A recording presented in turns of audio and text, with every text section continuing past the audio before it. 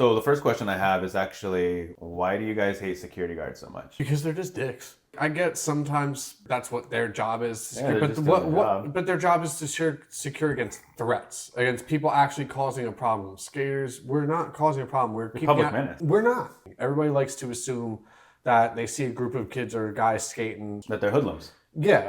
Or even adults, is all they do with their lives. Like, no, that's a way to express, get exercise, feel free, just enjoy life and live. So when security guards are coming up just trying to stop fun, it's like, hey, bro, like, we get your job is boring. We get it sucks just patrolling all day long and you got nothing to do and you're a wannabe cop that couldn't even like pass the exam so you can't go hunt actual criminals. Okay. You're wanting the excuse to get in some action. But we're not that action. We're not the menace you want us to make us out to be. And those bad interactions you see with that get publicized about skaters fighting with the guards, that's what's publicized the minute that group of people gets too far and we're finally fighting back and like getting loud.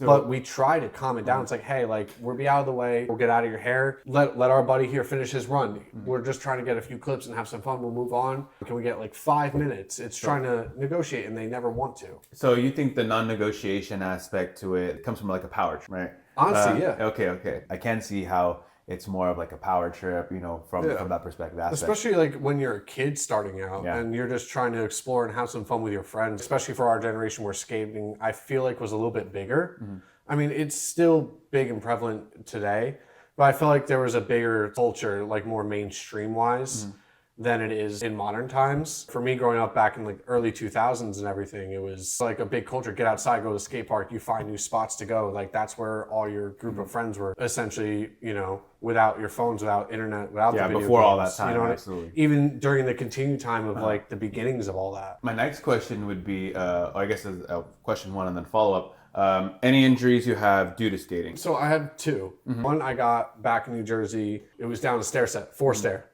By the movie theater, Brick Plaza, Lowe's movie theater in New Jersey. I remember that 4-stair set.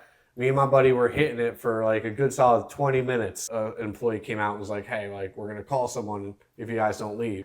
Went to go hit the last one, do a shove it off the stair. Messed up on the landing, throwing all my body weight, landed on my left wrist, just kind of swelled up. Couldn't close my hand for a few days or nothing. Sure. Instead of being responsible, going to the hospital to the doctor, I went to Walgreens, got lidocaine, and just numbed it up for a few days with some lidocaine numbing cream. We've all done that, guys. Come on. And just got a wrist brace and just sat with that for like a week until I could open and close my hand properly. Yeah. Should have gone to the doctor, but we've all not gone to the doctor for things that we should have gone to the doctor. I'm still paying for that today. I can't bend my left wrist like all the way back. Can't get in a proper push-up position. So I am paying for that one. That leads my follow-up question. When it comes to skating, why hurt your body? But you can ask that same question with any sport. But for skaters, I feel like there's a lot more of a free aspect to it. Okay. There's creative aspect where you can set up any line of tricks you want. It's hard to come up with new tricks, but there's still potential for ways you can spin the board or testing yourself with different styles, different footing positions, different planting positions, different angles. There's literally no timers. There's no rules, really. Yeah. It's an ultimate thing of like freedom, exercise, expression. The expression part, I think, is the biggest thing that I wanted to highlight in that question, because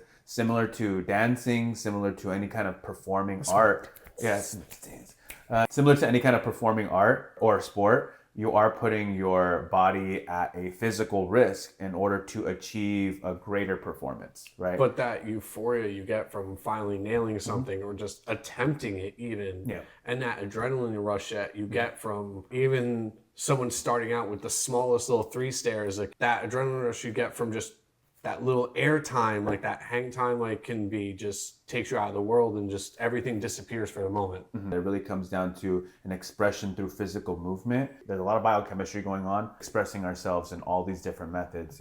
As you've seen on the channel, our conversations around cannabis as we started and all these different cultures, right? These are all methods of expression. And I find that aspect of expression through skate culture to be very fascinating.